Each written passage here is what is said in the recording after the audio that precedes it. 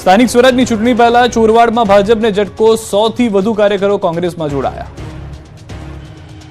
સ્થાનિક સ્વરાજ્યની ચૂંટણીની જાહેરાત થઈ ગઈ છે, ત્યારે ફરી એકવાર જિલ્લા અને તાલુકા કક્ષાએ તેમજ મોટા શહેરોમાં રાજકીય માહોલ ગરમાયો છે. પક્ષ પલટાનો પવન ફૂંકાવાનો શરૂ થયો છે. જૂનાગઢમાં ભાજપને ઝટકો લાગ્યો છે. ચોરવાડ શહેર ભાજપમાં સ્થાનિક સ્વરાજની ચૂંટણી પહેલા કોંગ્રેસે ગાબડું પાડ્યું છે. ભાજપના 100 થી વધુ કાર્યકરોએ કોંગ્રેસનો હાથ પકડ્યો છે. રબારી અને કોળી સમાજના આગેવાનોએ કેસરીઓ છોડીને કોંગ્રેસનો પંજો પકડ્યો છે. ગીર સોમનાથના ધારાસભ્ય વિમલ ચુડાસમાએ કાર્યકરોને ખીસ પહેરાવીને વિધિવત રીતે કોંગ્રેસમાં જોડાયા. ચોરવાડ ભાજપ એસટી સેલના પ્રમુખ લખમણભાઈ ચાવડા અને અન્ય ભાજપ હોદ્દેદારો તેમજ કાર્યકર્તાઓ કોંગ્રેસમાં જોડાયા. કોંગ્રેસના ધારાસભ્ય વિમલ ચુડાસમાએ આક્ષેપ કર્યો કે કોંગ્રેસમાં જોડાનાર આ ભાજપના નેતાનું એક પણ કામ ન થતા તેઓ કોંગ્રેસ પક્ષમાં જોડાયા. અમદાવાદમાં મિની કુંભનો પ્રારંભ. કેન્દ્રીય ગૃહમંત્રી અમિત શાહે હિન્દુ આધ્યાત્મિક મેળો ખુલ્લો મૂક્યો. અમદાવાદના આંગણે મિની કુંભ મેળાનો પ્રારંભ થઈ ગયો છે. અમદાવાદના જીએમડીસી ગ્રાઉન્ડ ખાતે ભવ્ય હિન્દુ આધ્યાત્મિક મેળાને કેન્દ્રીય ગૃહમંત્રી અમિત શાહે ખુલ્લો મૂક્યો.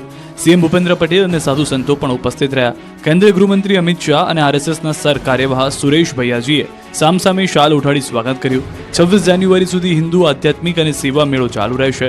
250 વધુ સેવાભાવી સંસ્થાઓની મેળામાં સહભાગિતા છે. આચાર્ય વંદન, કન્યા વંદન, માતૃપિતૃ વંદન તથા સંયુક્ત પરિવાર સન્માન સહિતના કાર્યક્રમો છે. 11 એકરમાં આયોજિત કાર્યક્રમમાં 11 કુંડી સમરસતા યજ્ઞશાળા અને 11 થી વધુ મુખ્ય મંદિરોનું જીવન દર્શન કરી શકાશે. આદિવાસી સંસ્કૃતિની થીમ પર સમગ્ર કાર્યક્રમનું આયોજન કરવામાં આવ્યું છે. મિની કુંભના પણ લોકોને દર્શન થશે. જો તમે નિઃશુલ્ક યોગ શીખવા માંગતા હો અથવા તો યોગ ટ્રેનર બનવું હોય તો આધ્યાત્મિક મેળામાં તમામ માહિતી મળશે. મેળામાં પ્રવેશ દ્વાર પર શ્રી ગણેશની મૂર્તિ, ગૌશાળા, કલ્કી તીર્થધામ પ્રેરણાપીઠ, અયોધ્યા રામ મંદિર, જૈન ધર્મનું મુખ્ય તીર્થધામ શ્રી અષ્ટપદ તીર્થ સહિત વિવિધ મંદિરની પ્રતિકૃતિ ઊભી કરાઈ છે. દેશના 11 થી વધુ મંદિરોના ભગવાનના થશે સાક્ષાત દર્શન. રોજના 2.5 લાખ લોકોને થશે ગંગા સ્નાનની અનુભૂતિ. તો આ મેળામાં વિભિન્ન સાંસ્કૃતિક, ધાર્મિક અને સર્જનાત્મક વિષયોનું સુંદર સમન્વય કરવામાં આવ્યું છે. તો આદિવાસી સંસ્કૃતિ દર્શાવતું વનવાસી ગ્રામ આદિ મેળાના મુખ્ય આકર્ષણ છે. તો આધ્યાત્મિક મેળામાં જોવા મળશે વિરાસતી વનસ્પતિ. અનેકવિધ વનસ્પતિથી શારીરિક ફાયદાઓ વિશે મળશે માહિતી. આંખમાં થતા ફાયદાથી લઈને ડાયાબિટીસ સહિત અનેક રોગમાં મળશે ઉપચારના ઉપાય. સવારના 9 વાગ્યાથી રાત્રે 10 વાગ્યા સુધી આધ્યાત્મિક મેળાનો લાભ દરેક પ્રજાજન માટે ઉપલબ્ધ રહેશે તથા તેનો લાભ કોઈ પણ વ્યક્તિ નિઃશુલ્ક લઈ શકશે.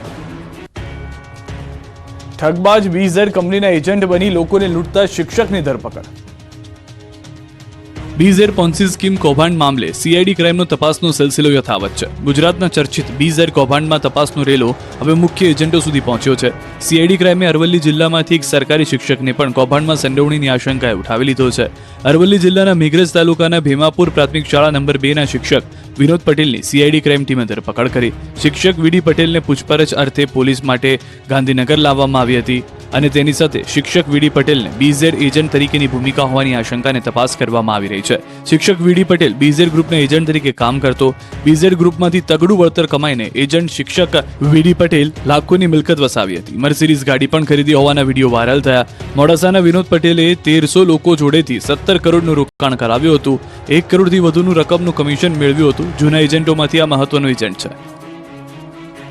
પાલનપુરમાં નાવ સ્ટાર્ટ નામની સ્કીમ બનાવી ઠગાઈ કરનાર એક પકડાયો. પાલનપુરમાં નાવ સ્ટાર્ટ નામની સ્કીમ બનાવી ઠગાઈ કરનાર 2 શખ્સોમાંથી એકને ઝડપી પાડવામાં આવ્યો છે. સ્કીમ ચલાવનાર 2 મુખ્ય શખ્સમાંથી નિરંજન શ્રીમાળીને ઝડપી પાડવામાં આવ્યો છે, જેની પૂછપરછમાં કેટલાક ખુલાસા થયા. આ શખ્સોએ સ્કીમ 2023માં શરૂ કરી હતી. આ સ્કીમમાં 15,000થી પણ વધુ રોકાણકારો છે. અત્યાર સુધી 130 કરોડ જેટલી રકમ ઉઘરાવી ચૂક્યા છે, જેમાંથી 86 કરોડ પરત આપવાના બાકી છે. રોજના 3% આપવાની વાત કરી તેમજ કમિશન આપવાનું કહી રોકાણકારોને લલચાવી રોકાણ કરાવ્યું હતું. આ સ્કીમ ફક્ત ગુજરાતમાં જ નહીં પરંતુ અન્ય રાજ્યમાં પણ કેટલાક રોકાણકારો કરતા હોવાનું સામે આવ્યું છે. ખ્યાતિ હોસ્પિટલ કૌભાંડમાં કડીના બોરીસણાના 72 વર્ષીય વૃદ્ધનું મોત. અમદાવાદની ખ્યાતિ હોસ્પિટલ કૌભાંડમાં વધુ એક દર્દીનું મોત થયું. કડી તાલુકાના બોરીસણા ગામના 72 વર્ષીય કાંતિભાઈ બબલદાસ પટેલનું 2.5 મહિના બાદ નિધન થયું. આ પહેલા ખ્યાતિ હોસ્પિટલમાં સારવાર દરમિયાન 2 દર્દીના મોત થયા હતા. કાંતિભાઈની પણ એન્જિયોગ્રાફી કરવામાં આવી હતી, જે બાદ તેમને ઘરે મોકલી દેવામાં આવ્યા હતા. છેલ્લા 4-5 દિવસથી તેમની તબિયત બગડતા તેમને કડીની ભાગ્યોદય હોસ્પિટલ અને રિધમ હોસ્પિટલમાં સારવાર આપવામાં આવી હતી. તેમનું મોત થયું છે. ફરી એકવાર વૃદ્ધનું મોત થતા ગામમાં હડકંપ મચી ગયો. કેમ્પના નામે બોલાવી બોરીસણા ગામના 6 લોકોને સ્ટેન્ડ મૂકી દીધા હતા.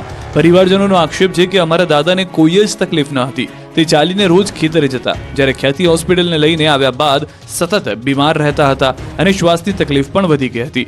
સ્ટેન્ડ મૂક્યા બાદ 2.5 મહિનામાં દાદાની તબિયત સારી રહેતી ન હતી. અલગ અલગ હોસ્પિટલમાં તેમની સારવાર કરાઈ હતી અને 50,000થી પણ વધુ ખર્ચો થઈ ગયો છે. ત્યારે પરિવારની માંગણી છે એક જ કે ખ્યાતિ હોસ્પિટલના સત્તાધીશોને કડકમાં કડક સજા થાય. રાજકોટના ખેડૂતો સાથે ખાતરના વેપારીએ કર્યો દગો, ખાતરમાંથી નીકળ્યા કાંકરા. રાજકોટ જિલ્લાના ખેડૂતો સાથે ખાતરના વેપારીઓએ દગો કર્યો. રાજપરાના ખેડૂતો ખેતરમાં નાખવા માટે જામકંડોરણાની મધુ અને એગ્રો પેઢીમાંથી ખાતર ખરીદ્યું હતું. ખેડૂતે 2700 રૂપિયાની 2 થેલી લીધી હતી. જીએસએફસીના સરદાર ડીએપી ખાતર ઘરે આવીને ખોલ્યું તો ખાતરમાંથી કાંકરા અને પથ્થર નીકળતા ખેડૂતોના પગ તળથી જમીન ખસી ગઈ. આખી થેલી ખોલીને જોયું તો ખાતરમાં અનેક પથ્થરો જોવા મળ્યા હતા, જેથી ખેડૂતો રોષે ભરાયા. ખેડૂતે બીજી થેલી ખોલી પહેલા વિડીયો બનાવ્યો અને સોશિયલ મીડિયામાં વાયરલ કર્યો. આ સમગ્ર મામલે ખેતીવાડી અધિકારીથી માંડી ગુજરાત સ્ટેટ ફર્ટિલાઇઝર કોર્પોરેશનના ઉચ્ચ અધિકારીઓને જાણ કરાઈ. ખાતર બિયારણના વધતા ભાવ ખેડૂતોને સતાવી રહ્યા છે, ત્યારે ખાતરના વેપારીઓ આ રીતે ખેડૂતોને લૂંટી રહ્યા છે. એગ્રો એજન્સીમાં ફોન કરતા સંચાલકે ખાતર બદલી દીધું હોવાનું જણાવ્યું. જો કે ખેડૂતો સાથે અન્યાય થયો હોવાથી સેમ્પલની માંગ કરી હતી. હવે સેમ્પલ લેવા તેમજ બાકીનો જથ્થો ન વેચવા આદેશ આવ્યો છે. વારંવાર બહેન